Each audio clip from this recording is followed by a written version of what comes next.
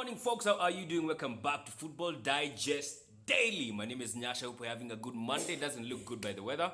Looks kinda very gloomy. Yeah. And so, of course, it's Monday. We had a lot of action going down over the week. International football. Yeah. Najuanga tu hatupendi international football sana. So the weekend imekuwa kidogo lackadaisical and shit, footballing wise. But yeah, not for the lack of some games. Yeah, there have been some games which have been very interesting. First of all, if you're watching this on YouTube, please don't forget to hit the like button and subscribe, and also double tap if you're watching on IGTV. We'll appreciate that a lot. All right. So yesterday we had Kenya taking on Comoros, the game that Kenya had to win to stand a chance of qualifying for the Africa Cup of Nations and maybe climb up the group standings. But yeah, 2-1 is all we could manage to get from Comoros. Again, you feel like it's a game where we had chances where we could have maybe converted those chances and could have done better. But you got to agree, Comoros were the better side. The way they moved the ball, they had more intent in their gameplay. They were more clinical in front of goal. They were better defensively. They were more organized than us. So yeah, by all means, they deserve to get the 3 points, and they won the game 2-1. And that, of course, I don't want to say this, but kind of means that we're not going to qualify for the Africa Cup of Nations, because now we are third with 3 points. Yeah, 4 games, 3 points. And Comoros are top, and they only need a point to qualify. Because I think now they have 8 points. Yeah, and I think they're 1 point above, 1 point above, 2 points above Egypt. Yeah, wakona 8, Egypt wakona 5. Yeah, 3 points above Egypt. So, just like Egypt, they will most probably beat Togo. Yeah, Egypt will most probably beat Togo, and then they'll most probably beat us. Yeah, because ni Egypt maze tusidanganyane, you know. So of course people are not excited about the result that we got from Comoros, and people are saying, Ghost Mulee arudi patanisho, sijui what. Actually, most of the people are focusing their energies on Ghost Mulee, and for me, I don't wanna say like he's to blame for that. I don't see what he did wrong yesterday.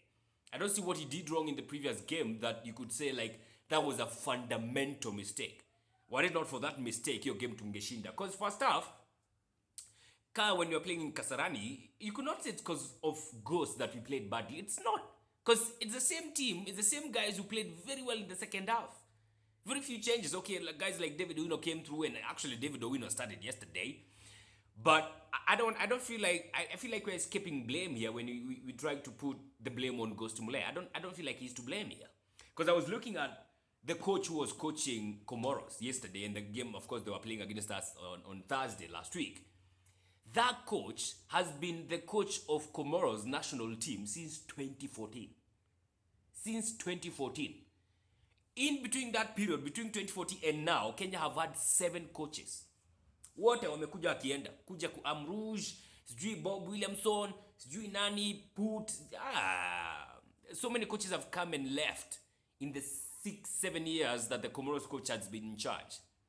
So when you look at that, you get the feeling like maybe it's not really about the coaches here. I mean, we can't be having 7 coaches in 6 years, and other teams are having us 1 coach for that period, and they're coming and beating us, and you're thinking the coach is the problem. It is not the coach. It is not the coach. Actually, for me, honestly, I don't feel like it's because of Ghost Mulee that we got beat yesterday. No, I don't. I think he played the best squad. He played a strong squad. It's not about the coach here. We have to look bigger. We have to look at bigger things than just the coach here, because it's not all about the coach. You have to do better than just the coach. Yeah, so like the whole federation, they have to look at themselves and see where do we go wrong? Because guys like Bobby Williamson, who was a really good coach, who was doing bits at Uganda, why did he not stay as a coach here?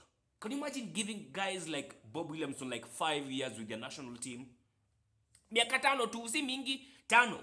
Ama hata mpe 3, 1,000 days. Give him 1,000 days to one what he'll do. But here we always unakuja unacheza games 2-3, kikaa sana unapiga aia, unafutwa kazi tunaleta mwingine, unafutwa kazi tunaleta mwingine. Kimanzi alienda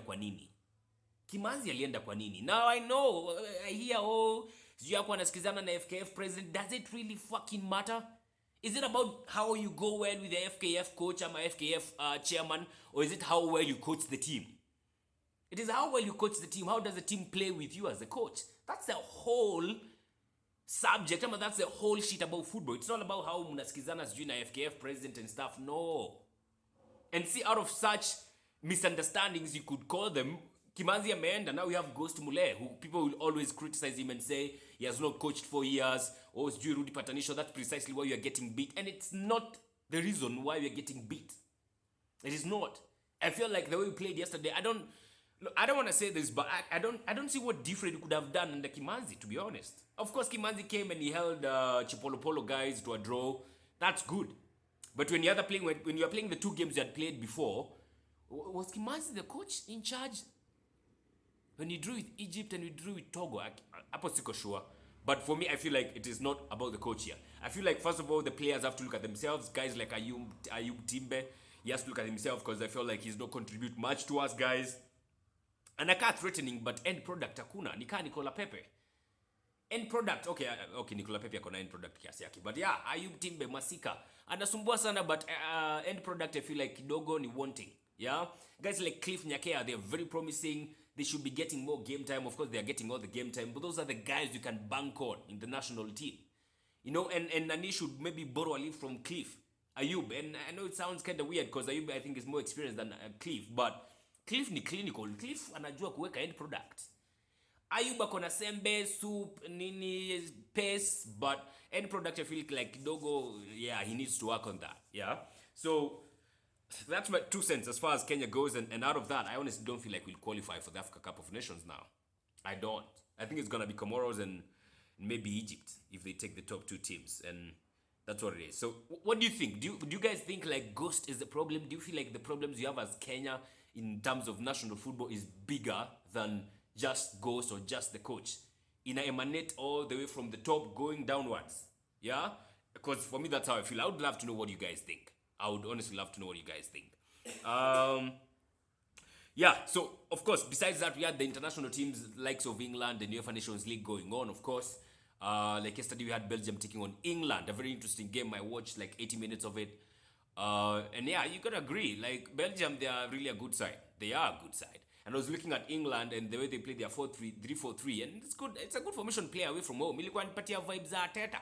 Ilikuwa nipatia vibes za Arsenal where you kind of seem defensively solid, but you don't really create much. Ataka, I could say honestly, like England walikuwa na create chances, especially the second half. They created a lot of chances, you know, especially Jack Grealish was really good. He was a thorn in the flesh of Belgium. It's unfortunate he not get any goal. He was really good. He played really well. Like whichever team is gonna get Jack Grealish, because eventually you get the feeling that he's gonna leave Aston Villa. Wherever he goes, atakuwa amechukua gem. My God, I would be freaking jealous of whoever gets Jack Grealish. I would love to see Jack Grealish at Arsenal. I would, because he's a freaking gem. He's a freaking gem. Previously on Saturday, we had Portugal taking on France, a game which was, of course, very huge because it was going to determine who was going to be top of the group.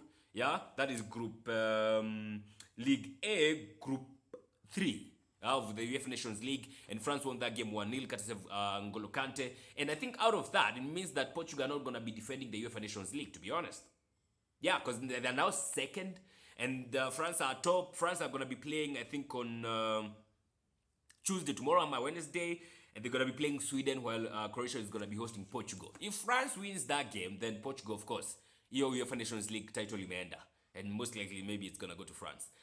They're not going to be qualifying for the top 4, but the final 4 who qualify for the UEFA Nations League. Wanakuanga 4 ama wanakuanga 8? I think wanakuanga 8. I'm not so sure. Yeah, so most definitely they're not going to be going for the finals of the UEFA Nations League. Then we also had, like yesterday, we had Italy taking on Poland. Another interesting game because that's Group 1 of League A, and Poland won that game 2-0, and Poland are top of that group, and I think they're going to be qualifying for the UEFA Nations League finals. They are actually in action tomorrow against Bosnia. Bosnia are going to be relegated from Group 1. They are going to be relegated, that's for sure. Group 2, we have Belgium, the one I talked about. They were playing against England. The other game was Denmark and Iceland. Iceland got beat. Iceland are going to get relegated from Group 2, that's for sure. Yeah, then it's going to be a battle between Belgium and Denmark, who are actually going to be in action, I think, on Wednesday to determine who's going to be topping that group.